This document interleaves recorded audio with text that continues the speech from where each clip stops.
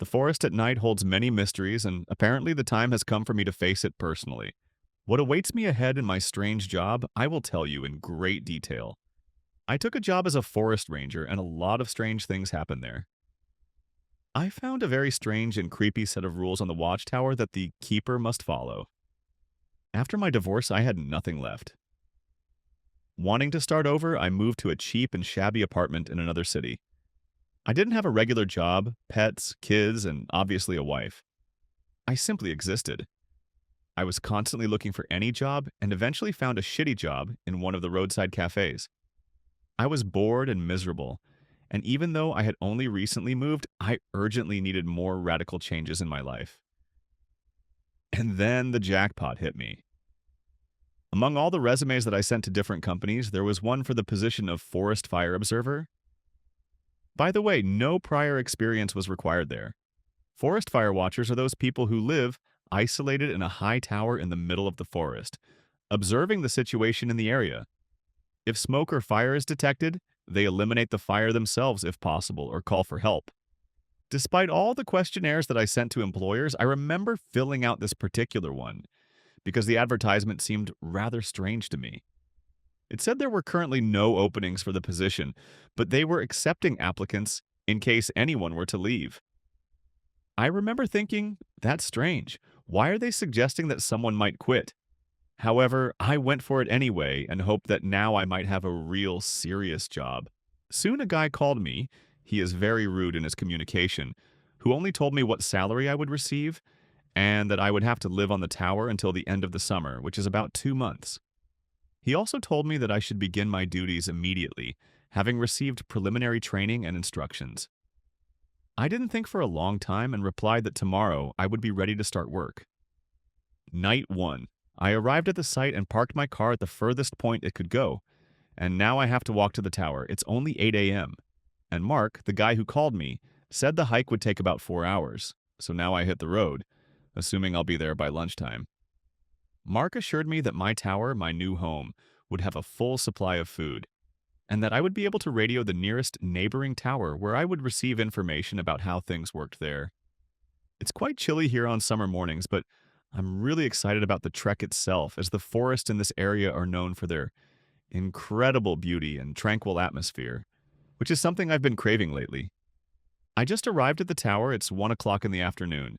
The hike was challenging, but I found it easy to navigate as the trail was well marked and not overgrown with bushes. The tower is much larger than I imagined. I think it's about 50 meters high with a hut on top, on 4 stilts, with winding stairs all around leading to the top. Next to the tower is a utility room and warehouse where I assume food and water are stored. I'll watch all this later as soon as I go up to my hut and put down my backpack with my things. The stairs were a real damn climb, old and creaky, but I hope I'll get used to it. The hut is small and even has a balcony.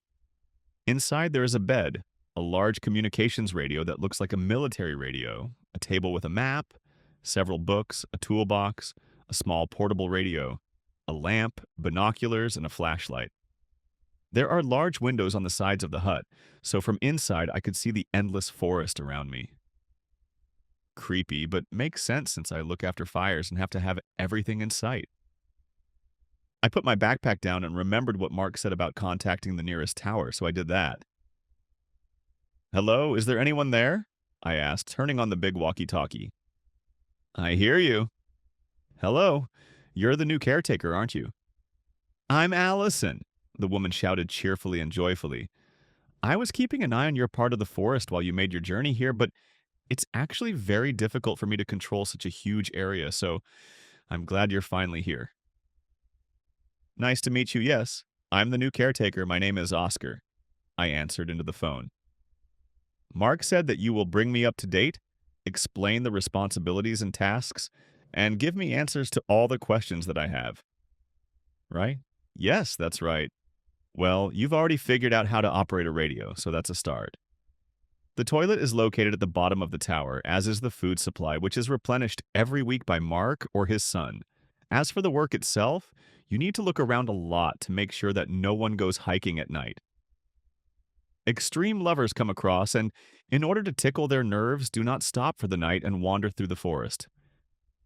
There should be no walking in the forest at night, and most importantly, no fires in the forest, Allison continued. All this is in the manual, which should be on your desk. Read it. Thanks, Allison. I'll do that and get back to you, I replied enthusiastically. I'll call you on the radio if I have any questions. To this, she did not answer. I opened the manual and skimmed through it briefly. It basically said everything she had just told me, just in more technical terms. As I was flipping through, a piece of paper fell out of the reference book. It was a note that was handwritten in blue ink. The handwriting was clumsy, and the content of the text seemed crazy. And this is what I read there. Rules for avoiding a smiling woman. If you see a woman in the forest with a maniacal smile on her face, do not approach her and do not attract attention to yourself. Return to your tower. If the radio station turns on and you hear a voice that does not sound like the keeper of the next tower, do not answer, no matter what you hear. If you hear a woman crying somewhere nearby between 1 in the morning and 4 in the morning, ignore it. Always sleep with the lamp on at night. If it starts flashing, quickly turn on the main light and do not turn it off until the morning. If your lamp goes out completely before you can do this, hide under your bed until dawn. At night, if you hear someone quickly climbing the stairs of your tower, turn on the main light immediately. If you don't do it by the time she gets upstairs, it'll be too late. If you wake up and see a creepy and smiling woman looking at you through the window, hide under the covers and hold your breath. She will enter your hut and you will feel her breath next to you, as if she is looming over you. Don't think of breathing. This will only last a few seconds. Be patient. As soon as you feel her leaving, immediately turn on the main light. If you hear any scratching sounds anywhere, whether in your hut or in the outbuilding below, turn off the radio, turn off the lights, and hide under the covers until the scratching stops. If you find a fire somewhere nearby at night and, as you approach the place, you hear a woman screaming, run back to the tower as quickly as possible. If at any point you return to your tower and realize that someone is inside, run. Don't stop until you reach the nearby caretaker. Don't you dare look back. She will haunt you. What the hell? Is this some kind of creepy joke? I reached into the radio to ask Allison about the weird rules I just found, but I don't want to be that new guy who fell for the joke and just got laughed at for being scared and believing it. So I'm just going to call it a day. Instead, I'll explore the area a bit, but first I'll eat, then I'll put my things away. Good night, Allison's voice suddenly sounded. I was scared out of my sleep and hastily answered on the radio. Good night, Allison. Thanks for your help today. Allison again said nothing more. My first day has come to an end. After eating, I explored the forest and became familiar with the machetes used for clearing trails, which was a great stress reliever. I also read about some of the forest laws and further responsibilities associated with this job. Allison would check in from time to see if I was okay, but I never mentioned the weird rules I found.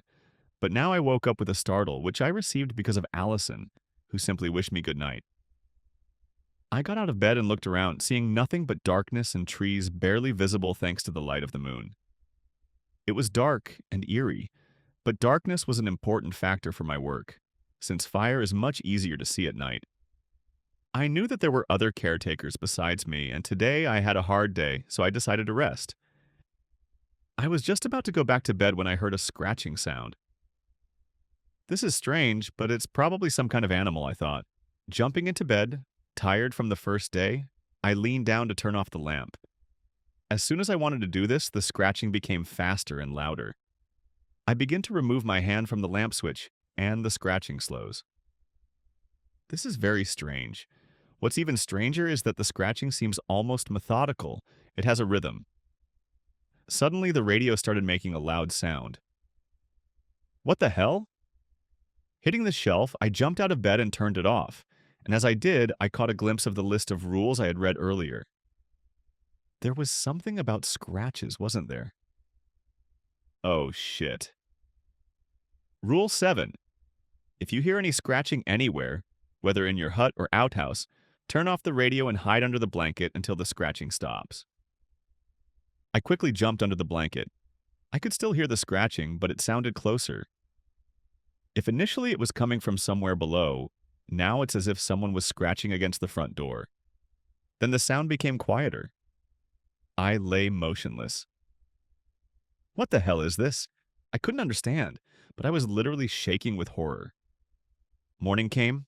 I finally fell asleep under the covers at night. The scratching stopped, but I didn't move at all or stick my head out from under the blanket, eventually letting fatigue take over. Looking back, I feel a little stupid. I'm in the forest. There are a lot of animals here. Many of them are very active at night, and the radio station can easily pick up some extraneous waves and frequencies. Apparently, I'm pushing myself too hard. These are all unfounded fears. Anyway, my first night was the hardest, trying to adapt to life at 50 meters in the air, alone, in the middle of a deep forest. I need to get used to it, and that's a fact. Today is day 2, and I'm going to make the most of all the time before nightfall. I hope other nights will be less eventful than this one. Day 2. I can't stop thinking about that scratching noise from last night. What was that? Maybe some kind of animal? Damn, I hope it's an animal after all. I'm trying not to think about this list, but believe me, it's hard to do. I took it with me just in case, although I feel a little stupid. I bet this is someone's joke.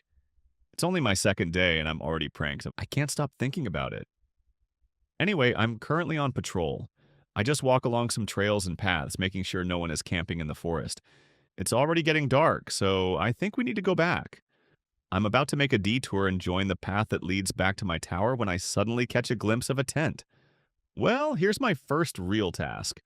Telling tourists and campers that they need to pack up and leave the forest because this area is for day trips and hiking only. I'm moving on. The campsite is located in a large clearing among trees. There is only one reddish-yellow tent and a pit with an extinguished fire.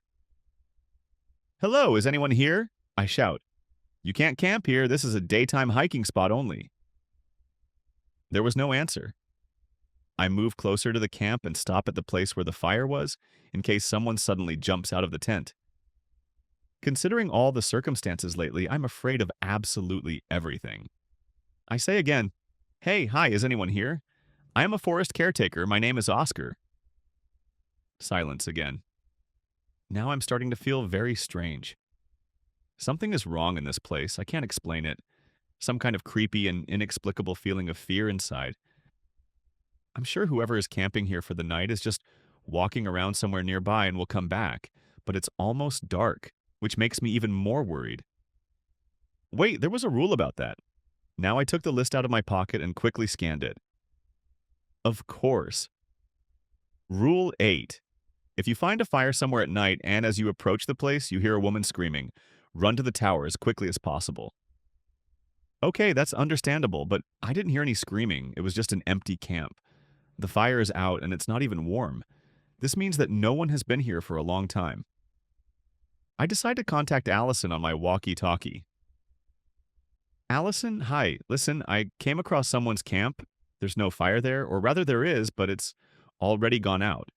Apparently there are no people here either. I tried to call someone, but no one answers. What should I do? Where is it? Allison responded instantly. I took the map out of my backpack, shined it with a flashlight, and told her the coordinates of that place. I realized that this is almost next to the border of my zone. I'll go there now, and you just go back to your tower, okay? Allison answered. Are you sure you won't need my help? I asked. Yes, I'm sure everything will be fine. Go back and be careful. Okay. She has a lot of experience. I think she can handle it without me. I'll contact her later when I get back to ask how she's doing. I walked about 30 minutes to my tower when I saw a fresh trail. Strange, I don't remember seeing it on the map. I thought that the path I was following was straight, and there shouldn't be any branches to the sides. Thinking that I simply hadn't noticed this in the morning when I was studying the routes, I continued on my way to the tower. When I returned, I sat at the table staring at these damn rules. I haven't asked Allison about them, and I don't want to unless something even weirder happens. There was nothing unusual tonight. I just found an empty camp and didn't hear a woman screaming. So everything is fine. I sat in the hut for about 20 minutes when suddenly Allison herself got in touch. Oscar, listen, I'm there. There's a guy here and he says he went out for a while and didn't know it wasn't allowed to camp here. Allison explains. Now we are going to his car? He will take his things and leave. I'm fine. Got you, Allison. Thank you for handling this misunderstanding for me. Good night, I answered. I feel bad because she went there on her own, even though it's my area and my problems, and I'm just lying here on the bed getting ready to sleep. I hope she's not angry at my helplessness. The next morning came. The night was calm, no problems. I feel safer now than before and left the list on the table today. I spent the morning in a good mood and ate a lot. I think my appetite is growing because of all these walks in nature, which is good. After a hearty breakfast, I stood for a long time and looked at the forest from the window of the hut. It's a very calming and pleasant sight, so I pulled up a chair and sat looking out the window all day, listening to the sounds of nature and admiring the beauty around me. It's time for my evening rounds, but first I want to check out that strange trail. In the morning, I studied the map again, and in fact, I was not mistaken. This path is not marked on it, so we need to figure this out. I got there quite quickly since the place is relatively close.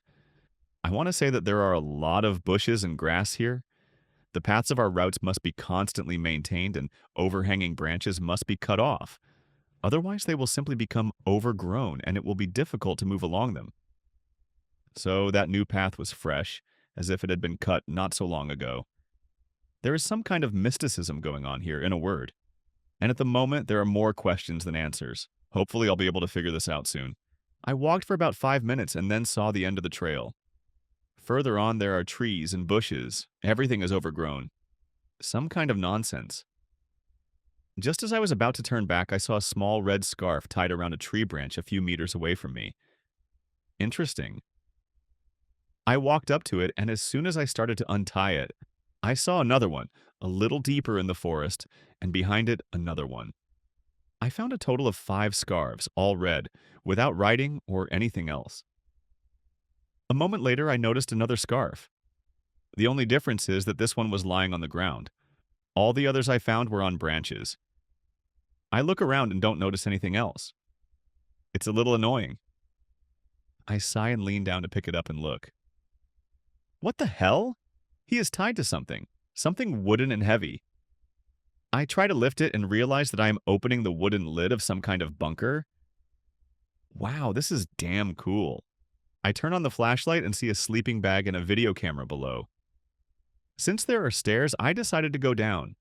By the way, the ladder is quite strong and not rotten.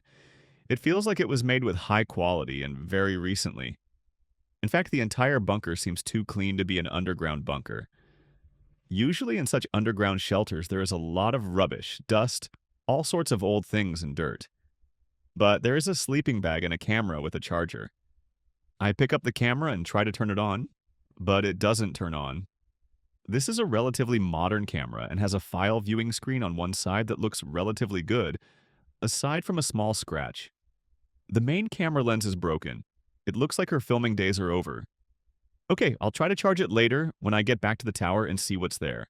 I am delighted with this find and am burning with curiosity to find out what is written on it and what photos there are. I definitely need to inform Allison about this on the radio, but only when I return. Otherwise, she will understand that I am not on my route. I'm going back. Damn it! You'll never guess what I'm seeing. In the place where the camp was last night, the same tent stands again. Looks like that dude is back or he never left. Allison walked him to the car with his things and he drove off. Well, this guy came back again thinking he could sneak up undetected? Okay! I look there and see that same reddish-yellow tent. The only difference is that this time the fire is burning, which is the only source of light now apart from my flashlight. Yes, it was already dark again by this time. Annoyed, I figure I'll deal with this guy now and then tell Allison. Good news, that I solved the problems myself this time. I approach the tent and, without warning, open the entrance. I don't care if I scare him. He shouldn't be here and he knows that. I suddenly look inside and, to my surprise, I don't find anyone or anything there. I mean, nothing at all. No person, no sleeping bag, no backpack. Just emptiness. The fire burns strongly behind me and I turn towards it, scanning the trees for its fiery glow. I have this eerie feeling that someone is looking at me. I quickly start kicking the burning wood aside and pour the rest of my drinking water on it to put out the fire. plunging into complete darkness. The fire is completely out, but I keep the flashlight pointed at the ground because I can't look at the trees behind the fire and still feel awkward. Suddenly, an eerie scream coming from behind the trees, growing right behind the fire, pierces the silence. Your mother. It's a scream that I don't think I could ever imagine or even see in my worst dreams. It is a cry of pure pain, pure rage and madness. Suddenly, a dark figure bursts out from behind the bushes, screaming all the time, and begins to run towards me. I only have time to make out part of her silhouette before I turn to run from there and notice the figure of a man. This is a woman with long hair and arms that just dangle from side to side. I'm running through the forest, which I don't really know yet, trying not to lose my way. Assuming I'm running in the right direction, towards my tower. She doesn't stop screaming, still chasing me. The echoing scream I hear pierces my thoughts. Making a sharp turn on the road, I already start screaming myself, and I can't even hear myself in the background of her scream. I'm halfway to the tower. I look back sharply. Damn, I can't tear myself away from her. What the hell? The scream gets louder and she's almost catching up with me. How the hell can she still scream and run so fast?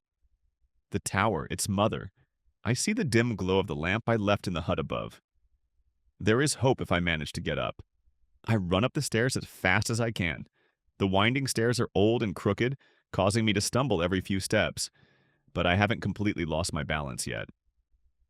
Halfway up, I hear her reach the first steps. She's very fast and I can hear it, but I think I can do it. I reach the top, run into my hut, and when I slam the door, the screams suddenly stop. Pressing against the door, I can barely restrain myself from pooping in my pants out of fear, holding my flashlight like a weapon ready for battle. The sudden silence does not immediately help me calm down. At least when she screamed, I knew where she was, but now I don't. My ears are still ringing, and while I'm holding on, I'm shaking with horror. An hour passed since the screaming stopped, and I heard no more sound. My adrenaline has returned to normal, but I'm still panicked, and it feels like every hair on my body is standing up. Finally, I'm going to venture away from the door and contact Allison. If someone decided to prank me like that, I swear I'll beat the crap out of them. Although it's better if it turns out to be someone's joke, so I'll be calmer. I turn on the radio and start calling Allison. Allison? I say out of breath. Allison, please answer. Silence in response. Just a few seconds later, I begin to hear a hoarse groan from the receiver. Allison, is that you? Hello, who the hell are you? Answer.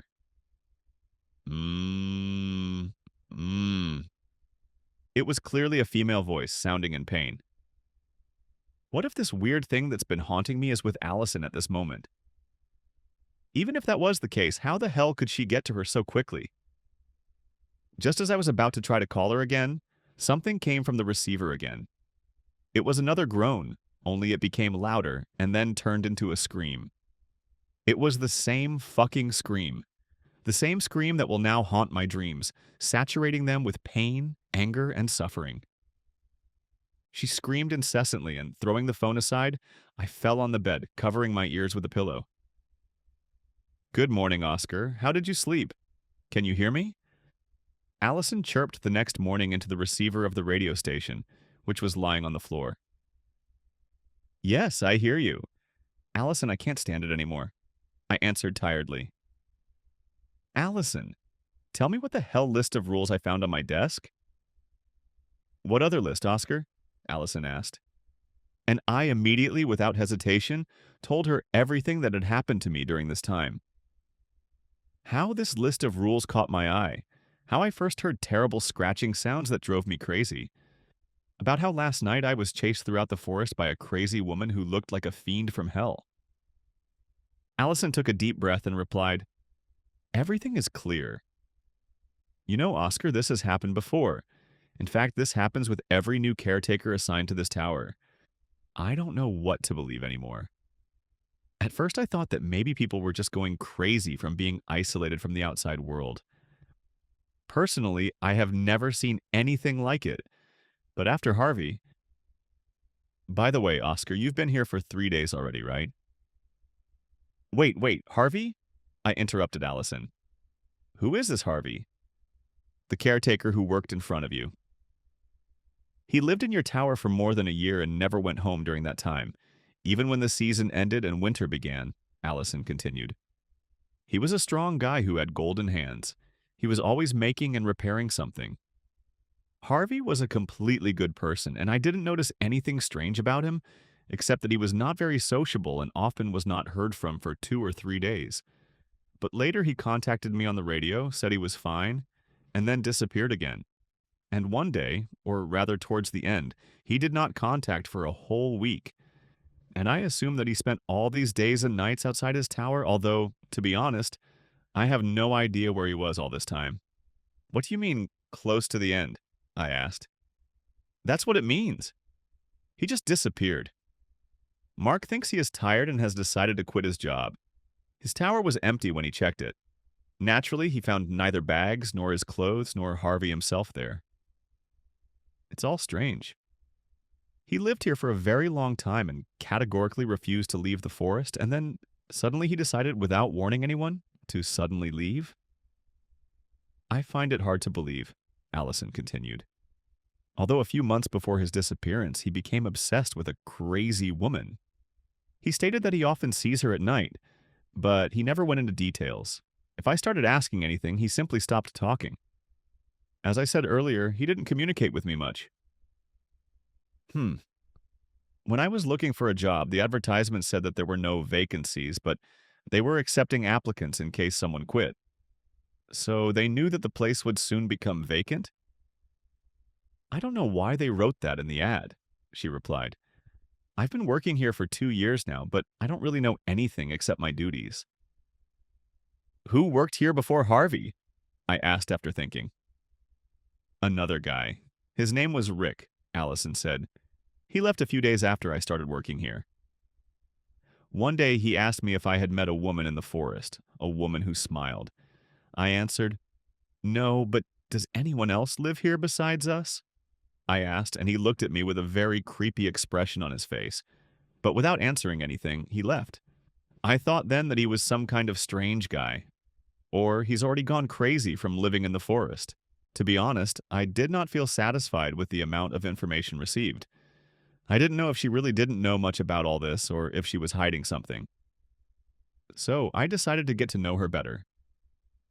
Allison, what made you take this job? Well, I guess we'll tell each other all our secrets this morning, won't we? Allison chuckled nervously. I remained silent, not allowing her to avoid the question, and she answered, Oscar, the fact is that my sister, she's missing. Lost in these woods, Allison said in a trembling voice. It happened right before I got a job here. I took this job. I don't know. To try to find her, to try to forget myself, or to try to help others who might be lost. I don't know. Allison cried into the phone. Allison, I'm really sorry about your sister. I really am. I'm sorry that I upset you and reminded you of this misfortune. I wasn't going to ask her any more questions. I'm not sure if she's hiding something from me or not, but we're on friendly terms now, and I want to keep it that way. I didn't want to become her enemy and quarrel with her. Therefore, I decided to close this painful topic for her. I thanked her for talking to me.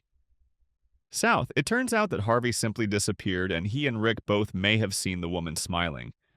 Apparently, this is the crazy woman who followed me last night. I don't want to believe all this nonsense, but I get goosebumps when I remember the terrible scream and how I ran, trying to break away from her yesterday. I lay on the bed all day until evening and didn't even sleep. I was just trying to make sense of all the information Allison shared with me. By the way, maybe the camera will give me some answers. The camera I found yesterday is now charged. I turned it on, and 3 options appeared on the screen. Photos, Gallery, Settings. I chose the gallery. There were several photographs of a lake, a house, a car, nothing that would help me. Scrolling through them at a fast pace, I accidentally noticed an image of a tower. Stop! This is my tower where I am, and at its foundation stands the family. Family of 3. My father has dark hair, it's quite long, and he looks like he hasn't cut his hair in 5 years. Big, strong guy. The mother is blonde with a beautiful smile, her hand on her husband's shoulder. The third one in the photo with them is a child. He is a boy with short brown hair and a striking resemblance to his supposed father. I continue to look through the photos, but I no longer see the family together, only the man. He took selfies inside the tower, photographed the view from the window, the outbuildings, and some of the trails. Maybe it's Harvey? Or Rick? If Harvey, then everything is clear why he wanted to leave the forest, because he has a wife and son. But Allison didn't tell me that any of them had a family. Everything is only becoming more confusing, and I no longer understand anything. Then the photographs became even more mysterious. The next photo is clearly a bunker. That bunker I found nearby, dug into the ground, with just a sleeping bag in this camera. Only in the photo it looks unfinished, as if construction is in progress. Whoever had this camera must have built it. Allison said that Harvey was an ordinary person and didn't notice anything strange about him, right? Why the hell would he build a bunker in the forest then? And so close to your tower? In my opinion, all the strangeness is obvious. Okay, more on that later. The next photo is of a tree, barely visible in the dark. Then 4 or 5 photos, also of this tree. There is a shadow at the base of the tree. Strange, distorted. Harvey, or someone else, was trying to take a picture of something, and that something is probably that crazy woman. Suddenly I heard crying coming from below. What time is it now? It's already 2 a.m. What the hell is going on down there? It's a woman's cry. It doesn't sound too close, but I'm sitting on the bed and hear long damn screams. I remember this rule. Rule 3. If you hear a woman crying between 1 a.m. and 4 a.m., ignore it. I can't sit still and just listen. The crying sounds very plaintive and believable. I really want to go and help, in case someone really needs my help. As quietly as I could, I put on my gear, grabbed a flashlight and a walkie-talkie, and opened the door to my hut. He carefully went down the stairs, lighting the path in front of him so as not to trip. The crying was coming from somewhere deep in the forest, so I carefully made my way through the branches of the trees. I don't know how to describe this cry, but it can only be compared to the sobbing of a mother who has lost her child and is crying in complete despair. My flashlight was turned off as the crying grew louder. I crouched down, carefully moving on my haunches from bush to bush, from tree to tree. The air was very foggy, cool, and became even colder the further I moved. When I looked out from behind the tree, I saw her. She sat by a tree with her face covered in her hands and cried. She was next to me. Her hair was dark, very dirty and wet. Although I didn't see it too clearly, she was wearing a dress that seemed clean and intact. Her arms, oh God, they were twisted or broken, I don't know. Her pale white skin literally glowed in the dark. My walkie-talkie. I quickly put my head down to turn it off, and the crying stops. I'm still looking at my walkie-talkie. Damn, she heard me. I can't look up, I feel bad. I force myself to raise my head and slowly look at her. She looks at me. She has hollow, dark, wide eyes. They look lifeless. Her eyebrows are raised. She smiles. Her smile is unnaturally wide, all over her face, and even wider than should be possible. Tears stream down her face. They still flow from her sharp cheekbones, then down her thin neck. I've had enough. I'm going to run. I can't take my eyes off her, but I'm trying to convince myself of it. Damn it! I look at her for about half a minute and she doesn't move.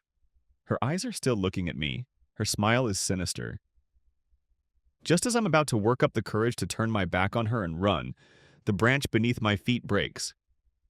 I look down, then back at her, but she's gone. This is my chance. I turn and run without looking back.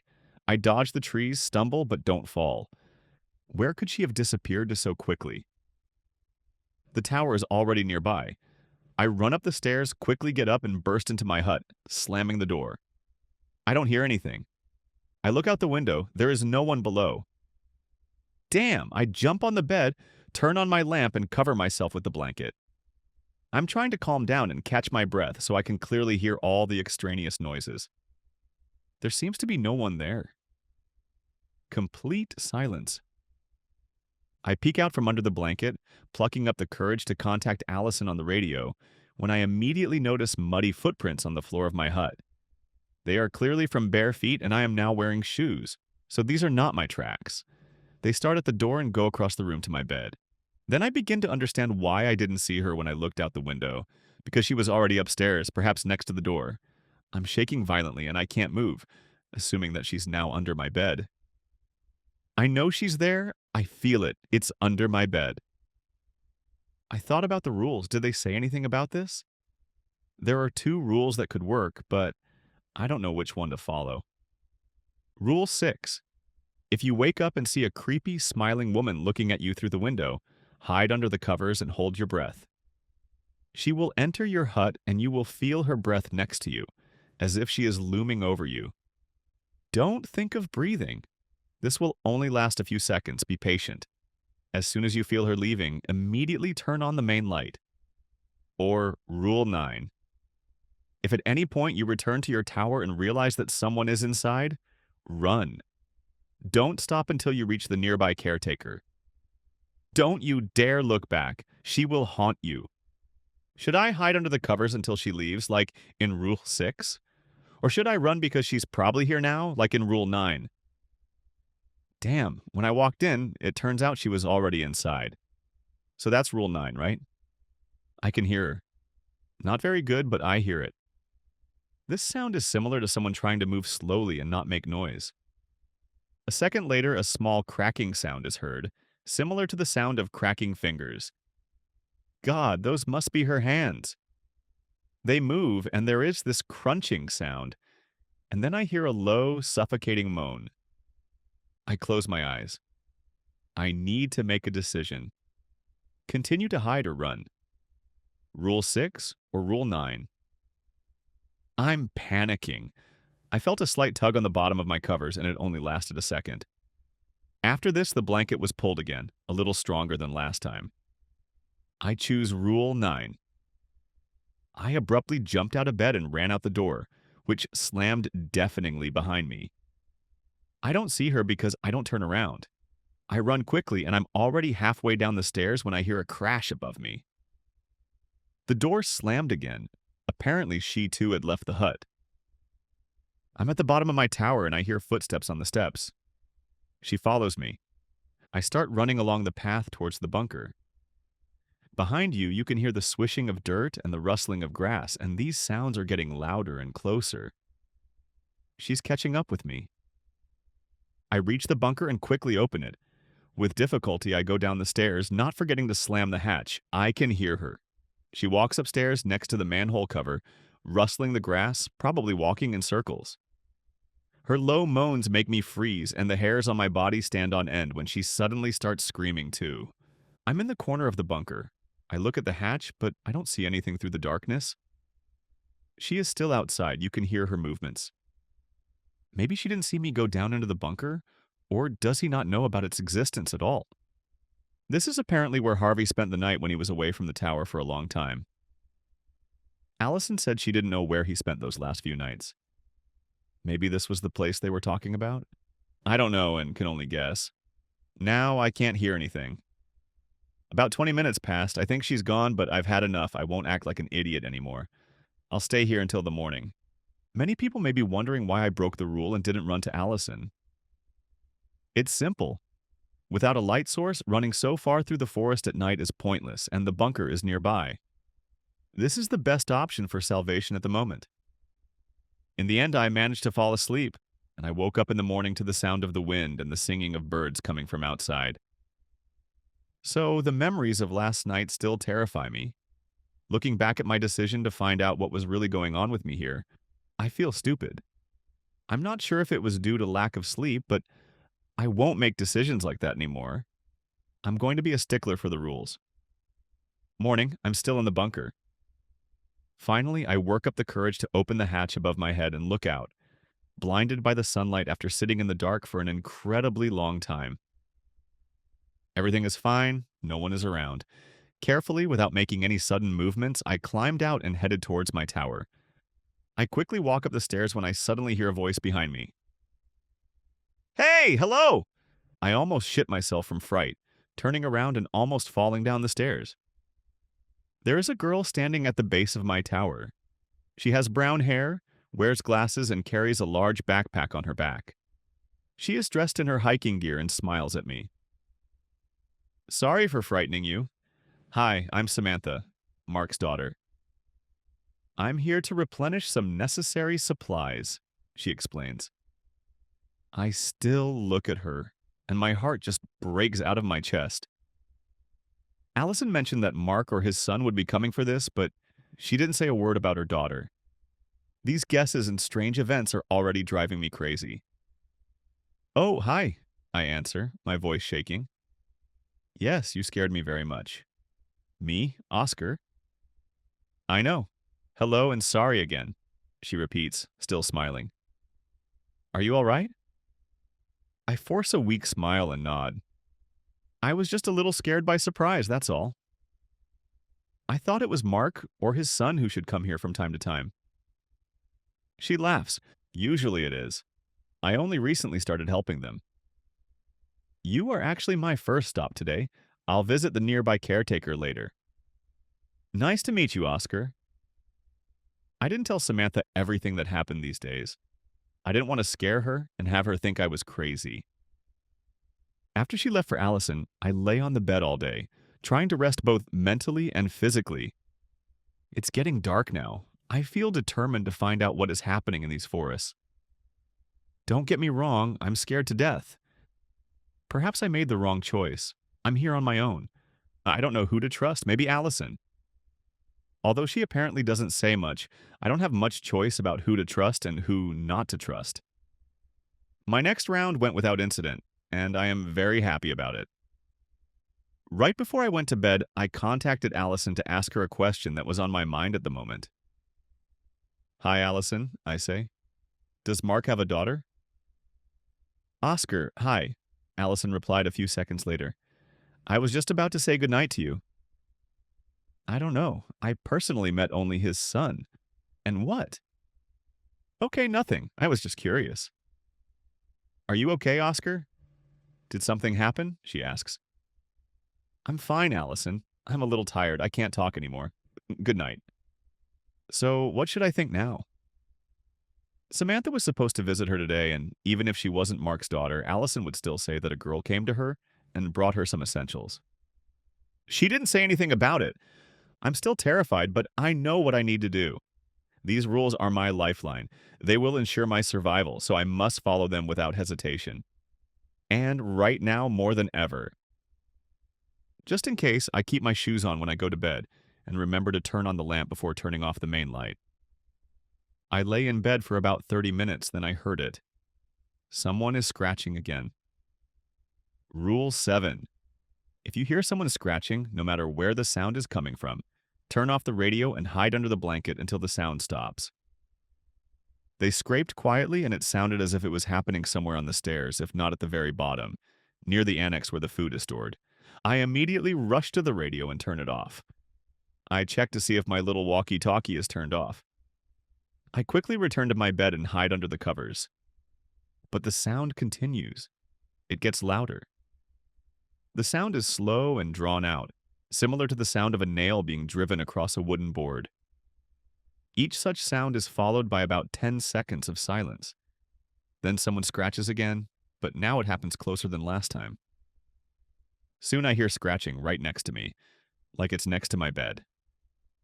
I hold my breath and close my eyes. There are no rules, I'm just scared as hell. The next grinding sound lasts longer than the others. He is either next to my bed or at the door of my hut. I don't know. I'm already thinking very poorly, but I'm not going to move. The sound stopped after about 10 minutes. I don't know how my heart withstood this fear. All I can hear now is the rustling of the trees below as the wind moves the leaves and branches, creating an atmospheric sound just outside the walls of my hut. I had already decided to stay in my hiding place for the rest of the night, just in case, when I suddenly heard another sound. Quiet steps. Each quick knock on the steps grew louder by the time I realized someone was running up the stairs. In my panic, I forgot the rule. Instinctively, I jump out of bed and run to the light switch. I turn it on and the sound immediately stops. I froze, standing at the switch, expecting something to happen, but nothing happened. Trembling, I approach the list of rules I kept on the nightstand next to my bed. I pick it up and check if I did the right thing. Rule 5. At night, if you hear someone running up the stairs of your tower, turn on the main light and do not turn it off until the morning. If you don't do it by the time she gets upstairs, it'll be too late. Thank you, Lord. I knew that having the main light on was part of most of the rules, and I'm extremely glad I did the right thing. I look out the window and don't notice anything suspicious below. I look towards the stairs, but nothing is happening there. Absolutely nothing. Complete silence. It's been about 2 hours since something or someone tried to climb my stairs, and I'm definitely not going to sleep tonight. So I decided to use this time wisely. I took a map and intensively began to study the surrounding area, memorizing all the routes near my tower so that I knew them like the back of my hand. Plus, I learned something new. I managed to find the shortest route to the neighboring tower. The path along it should take a minimum of time in case of an urgent escape. Even though I still think I can trust Allison, I still really want to meet her in person. I want to see her and talk. Face to face without holding the radio receiver. I decided that tomorrow I would definitely go to Allison's tower to find out everything, period. I got up early. I only slept a few hours, but at least that's something. In fact, I'm too excited to care. I packed my backpack. I took some food, water, a flashlight, a walkie-talkie, a route map, and my machete. I also took the camera to see if Allison could confirm whether the person in the photos was indeed Harvey. Sunlight shines over the sprawling trees. I had never watched a sunrise here before because I was usually either asleep at this point or scared to death and didn't care. But now I look at all this beauty, and it is a fascinating sight. I decided not to tell Allison that I was going to see her today. Although I trust her to some extent, I still decided not to warn her in advance about my plans, just in case. I laced up my boots and headed to Allison's tower. The walk should take about 2 hours. Judging by the map, the route is relatively straight, and there are not many steep climbs, ravines, or anything like that ahead. When I stepped out of my zone and into Allison's territory, I noticed a dramatic difference. The fact is that part of the forest is divided into zones, and each caretaker has his own, with many routes and trails. The caretaker is obliged to patrol along them and, as necessary, cut off overhanging branches and bushes. If this is not done in a timely manner, the trails will simply become overgrown. However, when I moved on to Allison, I noticed that the trails in her area were in very poor condition. To be honest, they were apparently never followed at all. I took out a machete and began to cut my way forward, continuing to follow barely noticeable paths. It was tedious work, but I wanted to make sure the trails would be visible and easy enough to follow when I needed to walk back. I had almost lost my motivation and was hungry when I reached her tower. Instead of 2 hours on the road, I spent a full 5, and all because of the work I had to do to clear the paths. However, I finally got there. The tower was exactly the same as mine, the same layout with a hut on 4 stilts, hidden in a small clearing in the forest. Her latrine in the yard was on the opposite side, but her food store was in the same place as mine, just to the left of the base of the tower. However, there is one significant difference that I noticed immediately. The remains of a massive hearth, similar to a fire, 30 meters from her tower surrounded by stones. Looks like someone used it not too long ago. Considering that our task is to ensure that there are no fires in the forest, this is a little strange, isn't it? I climb the tower, stepping on the steps as quietly and carefully as possible, unlike how I usually do it. Partly because I don't want her to think it's a smiling woman running down her stairs, but mostly because I'm very nervous.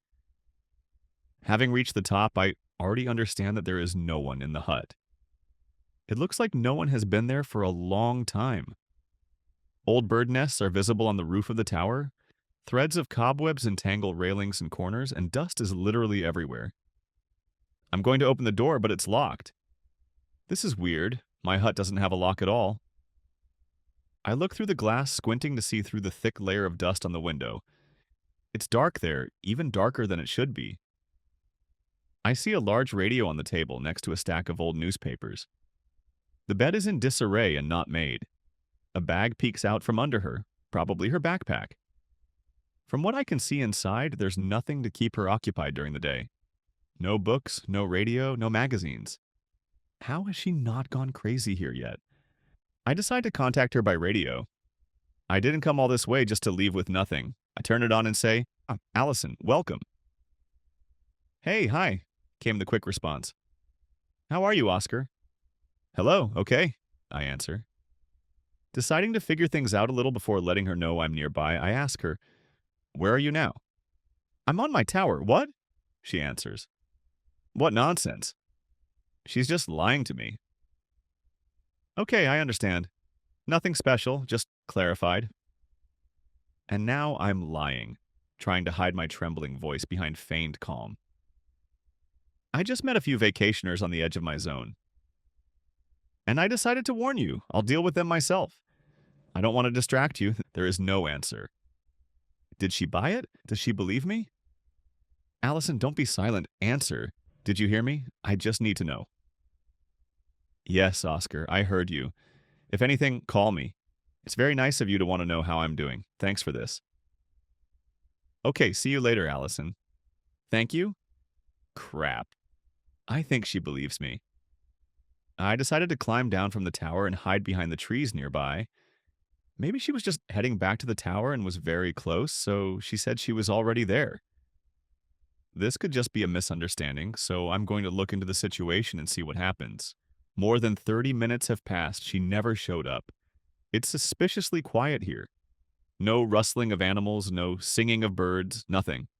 Only silence. While waiting, I decided that if she didn't come back soon, I would just break into her hut. I have no idea if this is legal or not. Technically, it's my employer's property. I'm guessing it's illegal after all, but I need to find out.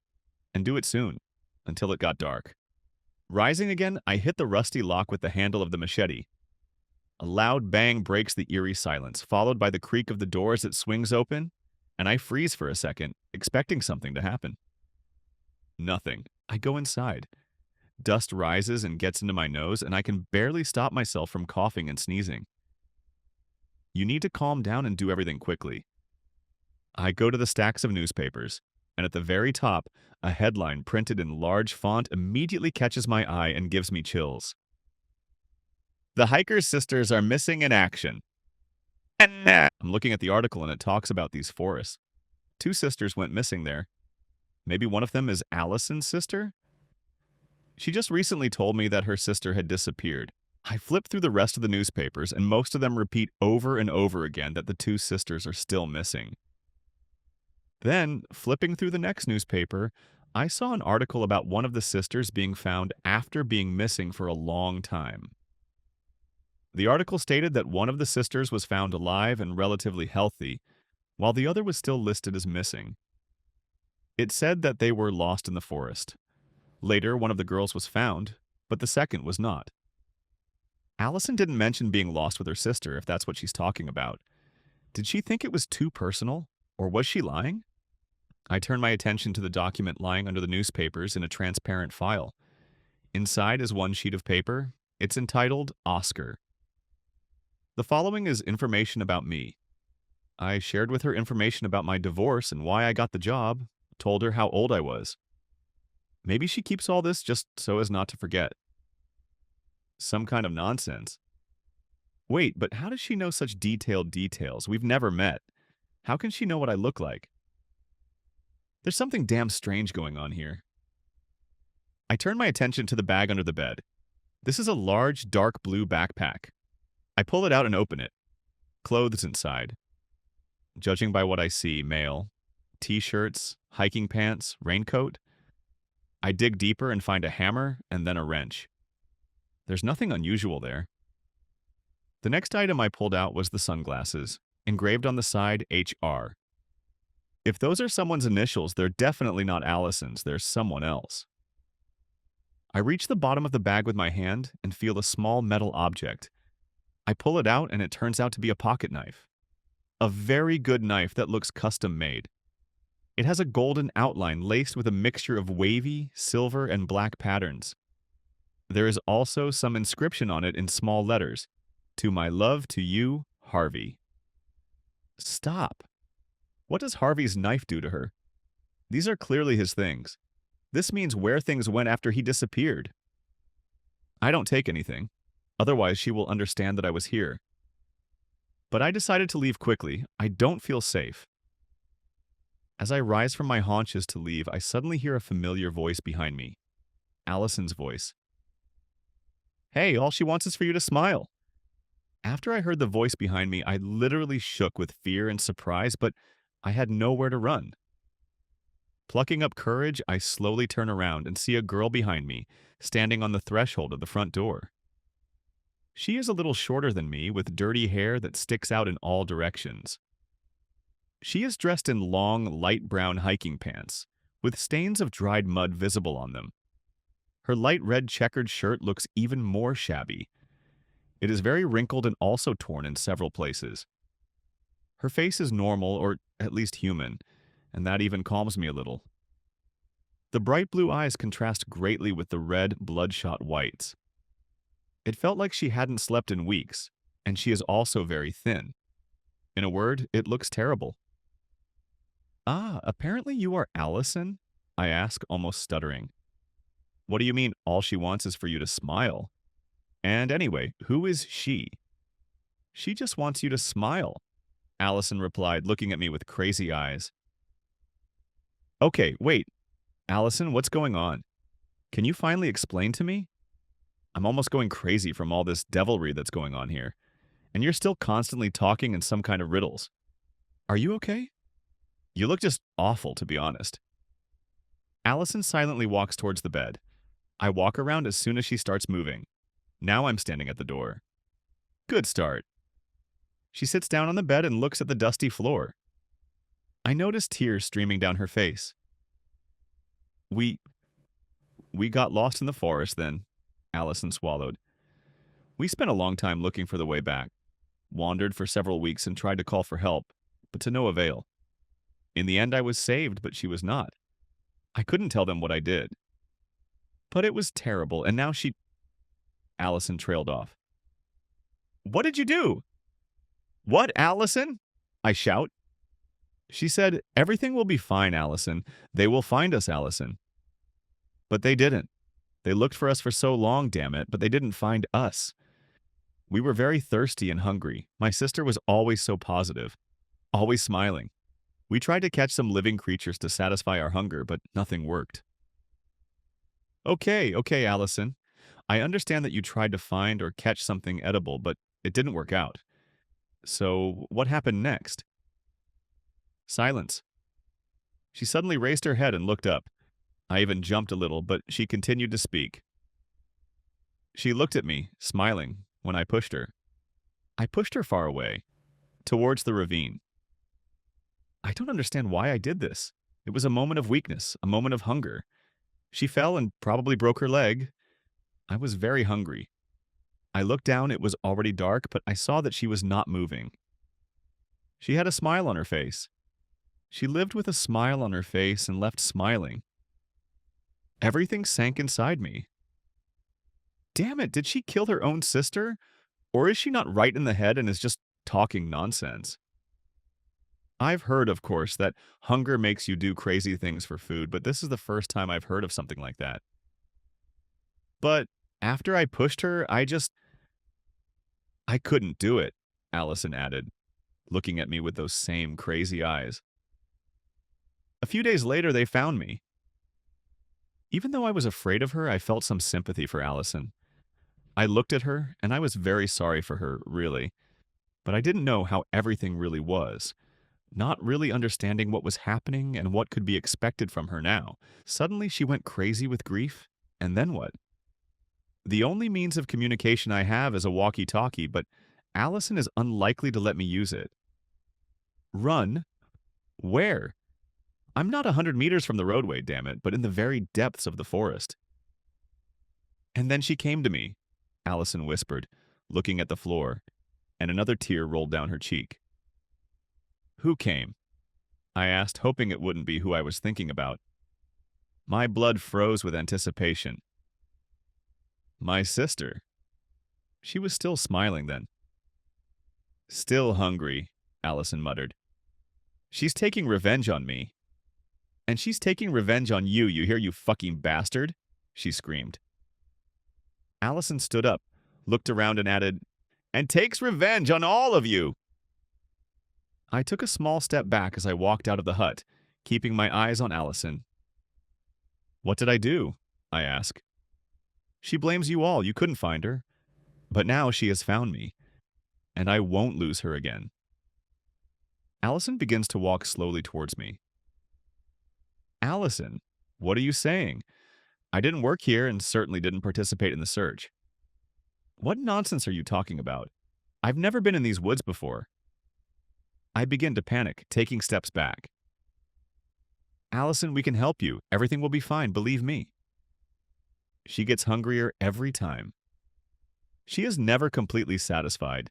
There is no way out. Harvey even developed 10 rules by following which you can be saved. But this did not help him. Now Allison begins to smile for the first time. Oscar, she's still very hungry. She rushes at me, squealing and arms outstretched. Fortunately, she is very thin, and I understand that she is easy to overcome. I turn her to the side and quickly push her away from me. She trips over the threshold and her foot slips down the stairs. She loses her balance, there is a loud wooden crash, and then she falls. Everything happened quickly. I heard her roll head over heels down the steps, and she never even screamed when she fell. I'm scared to look down. Damn, what have I done? Damn. I get up from the floor and go down the stairs, hoping she's alive. On my way down, I find a crumpled piece of paper lying on the step. I quickly pick it up and continue down. When I reach the ground, I look around, but I don't see Allison. On the one hand, this is good. It means she is alive, but on the other... Ellisoon? Where are you? It happened by accident. I didn't want to push you, but you attacked me and I was forced to resist. Where the hell are you? How could she even run away somewhere, or even leave after such a fall? I can't stay here any longer. I need to quickly return to my tower before it gets completely dark. I want to pack all my things and get out of this forest. Otherwise, either I will go crazy or something even worse will happen to me. I run back to my tower, stop briefly to catch my breath, and then run again. I have to make it before dark at all costs. Allison is fucking crazy. She attacked me. I used self-defense. Even if I harmed her, I am not guilty in any way. Okay, stop. She said that. Harvey came up with 10 rules. On the sheet I found in the hut, there were only 9. What the hell is the 10th rule? And at this very moment, I remember about the piece of paper that Allison mechanically picked up on the stairs of Allison's hut. Apparently, it fell out of her pants. Without hesitation, I took out a tattered piece of paper from my pocket. I unfolded it and I shuddered. Rule 10. Never trust Allison. I'm still running back. I have almost no strength left, but I can't stop anymore. I don't hear anyone following me, but I definitely feel like someone is watching me. I see my tower. It's almost dark. I don't know how I'm going to get to my car, and I don't want to walk through the forest at night, but I'm physically unable to run. So I decide that I will spend the night in the bunker. It is clearly unsafe to be on the tower at the moment. Now I am sure that this is where Harvey spent the nights when he was not in the cabin. I think this is the key to how he was able to hide in these woods for so long. Besides, the bunker has already saved my life. This is the best option. First, I will go up to the hut, take my backpack with my things, and immediately run to the bunker. You also need to grab some food and water. I'm almost on the verge of losing consciousness from dehydration. Finally, in front of me is my tower. I quickly run up the stairs and literally fly inside.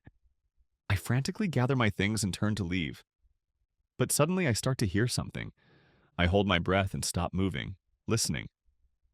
I hear a scratching sound somewhere outside. Rule 7. If you hear any scratching noises, whether in your cabin or outhouse, turn off all radios and hide under the covers until the scratching stops. What's the point of following this rule? because she knows that I'm trying to leave. I froze in place, hoping the scratching would stop, thinking that if it didn't, I'd still have to follow the rules. Luckily, the sound stopped after a few seconds, but now I can hear footsteps on the stairs. I feel fear gripping me. I'm afraid to move, and the steps on the stairs are heard, getting closer and closer. The fear inside me screams that I need to follow the rules, but I'm tired of being afraid. I don't want to hide anymore. I want to end this nightmare here and now. The main light suddenly turned off. I'm in complete darkness. I don't know where my flashlight is. Perhaps I dropped it somewhere along the way or left it on Allison's tower. I am in indescribable horror and can only hear footsteps and the beating of my heart. Suddenly, I remember that there is an old kerosene lamp under the bed.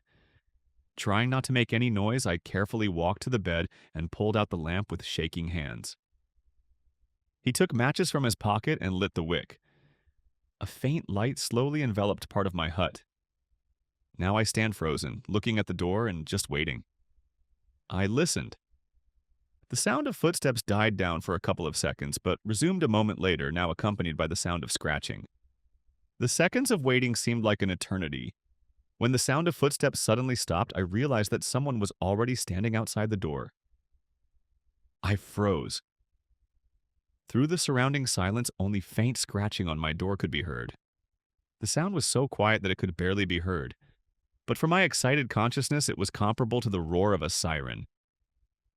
At some point, the door creaked quietly and slowly opened. There, beyond the threshold, I saw the dark silhouette of a woman looking at me. I felt this hungry gaze on me. The look is scorching and chilling at the same time. A few more seconds and I'll just die of fear. I should have followed these damn rules, my inner voice screams. Are you going somewhere? The woman suddenly asks me and takes a step into the hut. My heart instantly sank and my legs gave way when I saw Allison standing in front of me. There were no emotions on her face, only crazy, huge eyes stood out, looking at me from under her brows. There were bloody marks on her neck, which meant she most likely suffered a head injury from the fall. But everything would not have been so terrible if it had not been for the hunting knife with which she slowly scraped along the doorframe. I couldn't squeeze out a word. My whole body seemed to be in a single spasm. You apparently had some urgent business in the middle of the night, isn't it? Allison said in a monotone voice. Allison, I think you need help. There's clearly something wrong with you. I can help you, really. I don't wish you any harm. Do you seriously think I need help? And are you ready to help me? Yes, of course, Allison. I understand what you had to go through during this time. When my sister and I really needed help, none of you were there. You all didn't care about us, and now you think you can change something? You know, I think you need help more now, but no one will help you, just like no one helped Harvey along with his fucking rules, since no one helped my sister that time in the forest. She screamed. Allison, were you the one who killed Harvey? I asked. Harvey is as guilty as anyone else, as much as you. And the smiling woman, what are the rules? Is this also your doing? I asked in bewilderment. Certainly. After all, this helped me bring you to the right state so that you were afraid just like my sister. So that you are terrified of loneliness and the unknown. So that you experience what she experienced before her death. And then I found these rules in Harvey's desk and decided to play his game. After all, it is unfair to deprive you of hope before death. Did you think they were protecting you? It's a very funny picture to watch as you shake under the covers. Allison, I understand that you are worried about the death of your sister, but only you are to blame for this. You killed her. I didn't kill my sister, it was you who abandoned her. At that moment, she looked at me with her lifeless eyes, raised the knife, and rushed at me. My thoughts were confused. I reflexively jumped to the side and miraculously dodged the blade. The complexity of my situation was also in the fact that, apart from the kerosene lamp, I had nothing else in my hands. Before I had time to turn around completely, I again saw the blade raised above my head. I jerked to the side again, but this time she caught me. The knife slid along my forearm and I felt a sharp pain in my hand. Allison looked at my wound, smiled sarcastically, and walked towards me again. At that very moment, I noticed out of the corner of my eye that my back was to the exit, and a saving thought flashed through my head. I swung my good hand, which contained the lamp, and threw it at the feet of this crazy woman. The lamp broke, and in an instant, part of the floor and Allison's feet burst into flames. I realized this is my chance. I quickly turned around and ran out of the hut. Once on the stairs, I slammed the door, and since there was no lock, I simply propped it with a stick, which I used to prevent it from opening from the wind. In a panic, I quickly went down and ran from this damned tower deep into the forest without stopping. When I had no strength left, I collapsed on the ground in the middle of the forest and lost consciousness. When I opened my eyes, it was already light outside. I tried to get up, but the sharp pain in the arm on which I was leaning prevented me from doing so. Trying to get up again. This time, successful. I looked around. It turns out that I was sleeping on the path leading to the bunker. Apparently, I unconsciously chose this direction because I considered the bunker a safe place. I examined my wound, and fortunately, it turned out to be shallow, and at the site of the cut, I could see earth mixed with dried blood. I tried to collect my thoughts. Allison, knife, fire. Damn it, there's a fire on the tower. I automatically raised my head, looked around, and saw a column of smoke rising upward. Damn, Allison. For some reason, at that moment, I felt sorry for her. Something had to be done, but I didn't want to go to my tower again. Firstly, because I was afraid that I would see Allison's body there. And secondly, I was wildly thirsty and hungry, and I only had a piece of paper with the 10th rule and matches with me. Most likely, my supply warehouse also burned down, and I don't have time to check this guess. I feel like I'm getting weaker. Therefore, I decided to head to Allison's tower. At least she can find food and a walkie-talkie to call for help. The road was very difficult. Both hunger and wound took their toll. Even though it was small, I still lost a lot of blood. I walked, fell, lost consciousness, then got up again and moved forward. I reached Allison's tower after dark. I looked around but didn't notice anything strange. I was very thirsty and had no strength left, so I immediately went to the food warehouse. Lucky it wasn't closed. By the way, Allison's warehouse was a little different from mine. It seemed larger from the outside, and once inside, I understood why. Going inside, I turned on the light and saw that there was another door in the corner of the food room. It turned out to be slightly open. Behind it, all that was visible was a piece of gray wall and the light, which in the warehouse apparently turned on in all rooms at once. To avoid unnecessary surprises, I decided to check what was behind it. I slowly moved forward, trying not to make any noise. Looking carefully inside, I was overcome with horror. Behind the door, there was a small room measuring about 3 by 4 meters. There was a large curtain stretched across one of the walls, and the only furniture there was an old, shabby mattress that lay in the opposite corner. Next to the mattress was a human skeleton, which was leaning against the wall. But the whole strangeness and horror of the picture lay not even in this, but in the fact that the skeleton was in women's clothing. Moreover, the clothes looked quite neat. It felt like it had been put on just yesterday. Suddenly, an attack of vomiting came up to my throat. I turned away. When the nausea passed, I looked at this terrible picture again and noticed that there were some things lying on the mattress. I became curious, so I still entered the room, walked up to the mattress, and began to look at them. The first thing that caught my eye was a small photograph. There were 2 young girls on it. Having looked closely, I recognized one of them. This is Allison, only younger. Turning the photo over, I saw the inscription, Susie and Alice, Summer on the Lake. Could it be Allison's sister? I put the photograph aside and picked up the folded piece of paper. It turned out to be a medical certificate. Patient, Allison Hiker. Diagnosis, schizophrenia. Date of issue, just over 2 years ago. This is just before she got a job on the tower. God. I could hardly cope with my excitement, put the certificate aside, and paid attention to the small book that lay near the skeleton. Overcoming a bout of nausea, I took it in my hands. On the first page, I saw the inscription, The Diary of Susie Hikers. Reading is prohibited. Despite the fact that I don't like reading other people's diaries, I still skimmed the first page. Hello, dear diary. My name is Susie, and now I will share my deepest thoughts with you. Today, an unexpected turn took place in my life. Suddenly, I heard a quiet groan that came from nowhere. I froze, trying not to move, but the groan continued. I slowly turned towards the door, but saw no one there. And at that moment, I realized that the groan was coming from somewhere behind. I turned around, afraid to imagine what might be behind me. Turning around, I saw the same curtain that I had not paid any attention to before. I pulled the curtain to the side. To my surprise, behind it was an iron door, which was closed with a massive latch. The groans came from there. I quickly pulled back the latch, opened the heavy door, and looked inside. There was another room there, but a little smaller than the one in which I stood, and a girl was lying on the ground. As I approached, I recognized her. It turned out to be Samantha, Mark's daughter.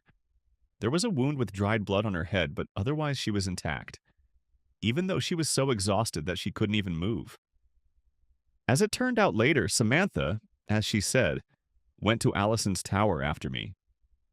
Not finding her in the hut, she decided to leave the food in the warehouse. Sam went inside, saw the remains of a man, and tried to run away, but at that moment she was hit in the head. Samantha managed to see the attacker. It was Allison. After that, Samantha woke up locked up and was there until I found her. I was able to radio for help and also contact Mark. It turns out that Samantha is really his daughter. A few hours later, an ambulance and police arrived at the scene. I told everything as it happened. I've had enough secrets. Fortunately, I haven't been arrested yet. The inspector said that there was no evidence of a crime. He explained that Allison has not yet been found. Although this is not surprising because the tower burned to the ground.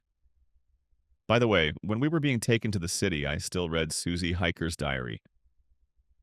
Hello, dear diary. My name is Susie, and now I will share my deepest thoughts with you. Today, an unexpected turn took place in my life. I met a guy and he invited me to the cinema. Alice will definitely be surprised, so this is definitely none of my business, but...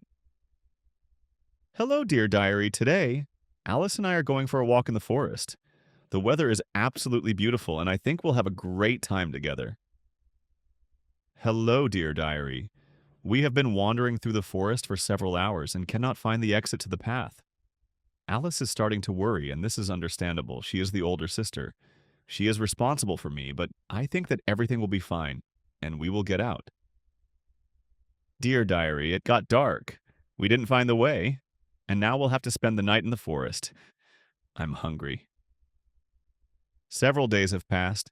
We still haven't eaten or drunk anything. We tried to catch some living creatures, but it didn't work. I feel dizzy from hunger. I don't lose hope and believe that they will find us. Today I fainted. Apparently it was from hunger. Alice will find a way out, and we will definitely be saved. Alice has changed. She looks at me strangely and hardly speaks. She is in despair. And I don't give up hope that they will find us, and everything will be okay. It's horrible. Alice attacked me today. She behaves inappropriately. We had a fight, and then she pushed me into a ravine. It seems my leg is broken. It hurts me a lot. I can't move it. I hope they find me. The handwriting is clumsy and barely legible. I'm alone. Alice left me. I'm scared. I can't walk. I'm hungry. Help ...